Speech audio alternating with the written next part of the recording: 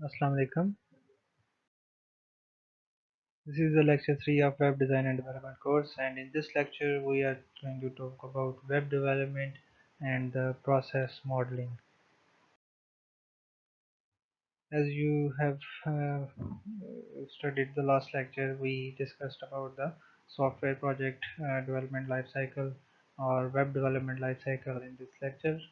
Uh, so we are continuing with that, and we are going to use some system modeling techniques that will be helpful to model our applications in the software development lifecycle. So we are going to invest some modeling tools in this lecture. First of all, I will provide you some basic modeling dimensions, and then I will talk about the implementation of such modeling in using some tools to identify or design your requirements in a document. So web development projects are very dissimilar from the other kinds of projects. So in the web development projects, you have to create a quality product at a very lowest possible cost.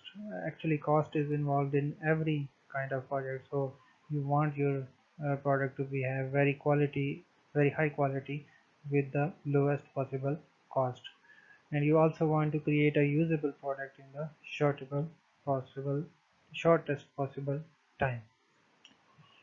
So typically a web application project must involve 10 to 100 people, or even more if the project size is medium or large. So if the project is small, you can have 3 to 9 people in your team. So usually, web development projects last a short development process lasts from 3 to 6 months on average. However, medium to large projects may take about 1 to 1.5 years to develop on average. If we look at the cost, a typical web project can cost you about several $1,000s to several $1 million. Uh, at start, it can look very impractical. However, if you look at the cost for development and the number of people working on a web project, you have to pay them on monthly or weekly basis. You can see these costs are very practical, and in the bigger projects, the cost will be several $1 million, where the number of people working can be more than 10 to or more than 100. So if you're using a development approach, it should be based on the requirements, structured into the phases, incremental and documentation driven, as we have discussed in the last lecture, that your development requirement. So your development must be conducted into some phases, and it must follow an incremental process, and it must be documentation driven. That means you have to specify the requirements and design documents so that the requirements can be translated into your applications. So it is a good practice to use agile methods, and most of the web applications already using agile methods, and the most of the web application projects use the object-oriented methods and technologies such as architectures and development life cycles. So before going to the details of web application development, we have to model our requirements into some modeling application or modeling technique to provide the overall view of our system. So system modeling in web applications have usually three domains. It has certain levels, it can provide the aspects of application, and it provides the phases.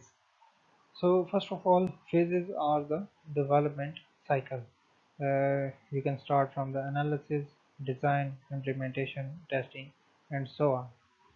If we look at the levels, you can start from the building the code behind the application, and then you can move to the user interface. These are customized. I mean, you can start from the user application and then you can work on the business application logic. The aspects define the objects, attributes, and relationships. So this defines the structure of application, that how components are integrated with each other, and the behavior of application, that how one component interacts with the another. So why modeling is required? The modeling will help you to reduce the complexity. You will get an overall view of your system that will reduce the complexity. You will define the system in some structure, in components, so it will reduce a lot of complexity.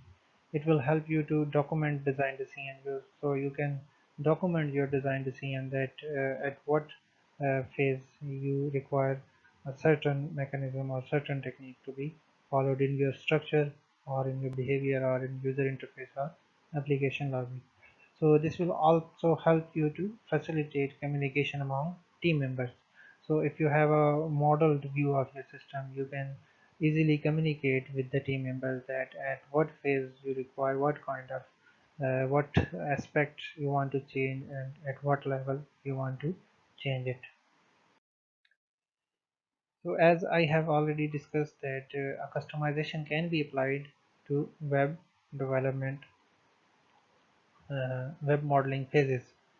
For example, if I look at the uh, levels of your web modeling applications, you can apply the customization to the content if we're working at the business logic, and if we're working at the front of your application such as UI, you can must modify the hypertext and the presentation of the web UI. Similarly, it can be applied to the phases. That means if your development time is short, you can skip few of these phases, and you can also choose to include further phases if your application involves complex activities. So phases approach depends on the type of application. So it can depend on the level of complexity. Aspect are same as the software applications, so behavior and structures can vary with respect to your levels of your applications. So it is quite much similar to other software applications. So levels are the information that you must provide in your uh, application, or the logic behind applications, the links structure, the user interface, the page layout, etc. So customization can be applied to each of this. For example, in the varying application, you have to manage the user preferences. There is some bandwidth restriction, so you limit the size of your presentation or the behavior of your application. And there can be some certain device characteristics, so you have to change the structure of your application so that it can be customized to certain devices, and it will allow to adopt web applications according to the requirements. So if we model these three aspects of our these three components of our web applications, the number one is the requirement modeling, next is the content modeling, and then navigational modeling and presentational modeling. In the requirements modeling, you must be familiar that to better understand the requirements, you can model the requirements using the use case diagrams or activity diagrams. The content is actually the data of your application, so it can be modeled using the class diagram, or it can be modeled structure actually can be modeled using the class diagram, how the how your data is represented in your application, and the interaction is modeled using the state machine diagram, that how your application can transit from one state to another. Navigation modeling specifies the processes that how your application nodes and navigation structures is linked within them. and it defines the hierarchy of the content and the resources. So how data is organized and how you can access the resources is defined in the navigational modeling. The presentation modeling shows the user interface, the front end of your web applications. So uh, you must be very familiar with the requirement modeling and content modeling, the use of the use case diagram and state machine diagrams. If you are not familiar, you can study in the software design and architecture course. However, these two components are very familiar, and you have studied how to model the navigations of your web application in human-computer interaction and how you model the user interface or page layouts of the presentation of your system. So again, the requirement modeling is done by the use case diagram or activity diagram. The use case diagram tells you that tells you a high level explanation of the relationship between the system and the outside world, that how a user can interact with your system. It is the set of the goal that user want to achieve from your system. The activity diagram is a graphical representation of workflows of stepwise activities and action with support for choice, interaction, and concurrency. So content modeling is the modeling of data in your application. The information provided by web application is one of the most important factor in the success of that application. So how you model that information, it goes in the content modeling. It aims at the modeling of information requirements. So two things are managed: structural and behavioral aspects. Structural aspects are your actual data, and behavior means how your data is processed or changed over the time. So structure can be managed by specifying the architecture, and this can be managed by specifying the state machine diagram. Ignore the navigation information at this point. You only have to manage the data and how that data is changed over time. So key models can be used as class diagram that shows the actual working of classes and their functions. For structural aspects of the information, you can use the class diagram, and for behavior aspect of information, you use the state machine diagram. So this shows the data of your application, and this shows the transition of your data from one state to another. The navigational modeling is very simple to model. It has certain elements such as navigations. It has menus, indexes, queries. It can have a process class and a process link. It can have navigation link and external link. So these are very simple to understand. You must Navigation class is the main class to follow a set of category for navigations. A menu can contain multiple navigation links. Index contains the start of the links. Query is some kind of question to the your system or navigation to find out the some data hidden in your application. A process link usually creates a links to some kind of processing in your application. However, the navigation links only opens the pages of your application. An external link is a link to some external application or system. So it models how a web pages are linked together, and that defines the structure of your hypertext documents. So classes of current content model can be visited by navigation. For example, navigation modeling have navigational class, menus and indexes, and navigation and external links. So it defines the links between pages. Navigational link specifies the document hierarchy. As I already discussed, this only shows the pages or documents in the application. However, the process link specify the resource and content manipulation. So if you want to change some data in your application or find out the data present in specified some by some query, so you can use this application.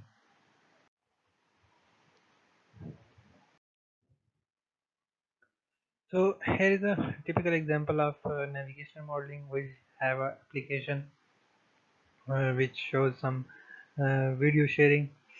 So we have a navigation class, that means the main name of our application called the video sharing. So we have a main menu which is called the main menu, and it has two links. First link is a process link that helps you to find out or search videos. The other one is a navigation link which usually opens a page to upload a new video. It has another link called the video list, which shows the videos of which shows a list of all videos present in your application. So if we go to the search video, we have a page with the you can say with a text box and a button, and you enter some text and process process it to find a link on your to find a list of videos in your application. Similarly, if you follow this path to upload video, you use two separate links. For example, you need to have a valid login to upload your video. So it also includes a process link which will take you to the login page, and you will log in into the system and upload the video, and then you will be navigated again to video list.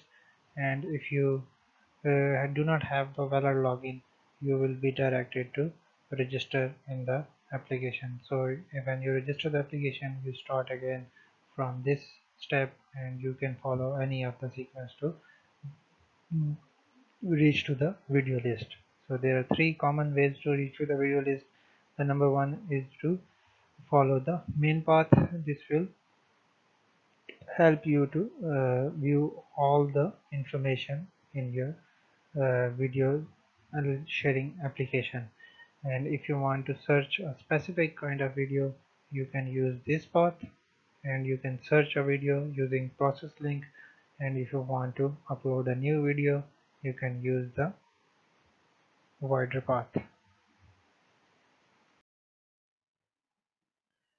Similarly, a presentation modeling helps you to model the look and the feel of web application. That means the user interface of the web application can be used to represent in a model in this way. The design should aim for simplicity and self-explanation. I think you must be very familiar with the UI goals that you want to achieve in any of the web application or desktop application. So it describes the presentation, composition, and design of each page. So it can be applied to the certain levels. For example, it can apply to a one page that is called a presentation page. It can apply to a part of a page called the presentation unit. For example, fragment of a page, logically defined or group of related elements. And it can also be applied to a one element called presentation element. For example, text, image, button, etc. So here is a typical simple example of a web page. You can start from the top of the page, and you have a user registration page, and you can have a presentation unit which is composed of a logo, image, and some text with the logo. And we have another presentation unit which has the text input, and we have two text inputs for name and email, and one text input for button, a password, and a submit button. So if you want to study more, you can read the chapter 3 and 4 of the web engineering book. Very much. If you have any questions, you can ask me in the question and answer session.